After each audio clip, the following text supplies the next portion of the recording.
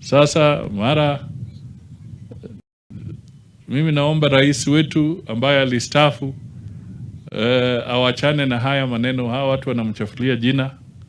Yeye sasa arudi tupande miti pamoja na yeye, aachane na hii mambo ya Jubilee, wacha wengine wapambane na hiyo, kwa sababu inamletea mambo ambayo siyo ya maana.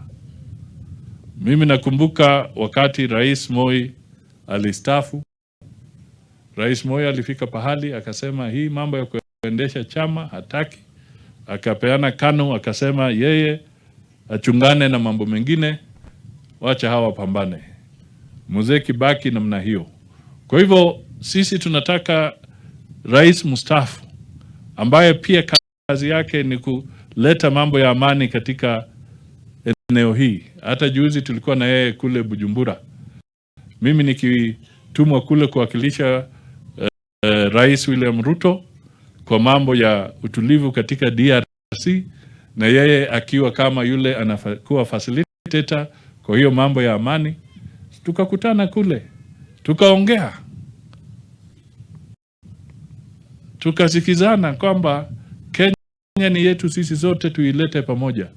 Na ndio kwa sababu mimi naona yeye aachane na wale jamaa, wacha wale wapambane na hiyo siasa, yeye akuwe international statesman, atupatie heshima kuleta amani kule badala ya kupambana na watu kwa vyama.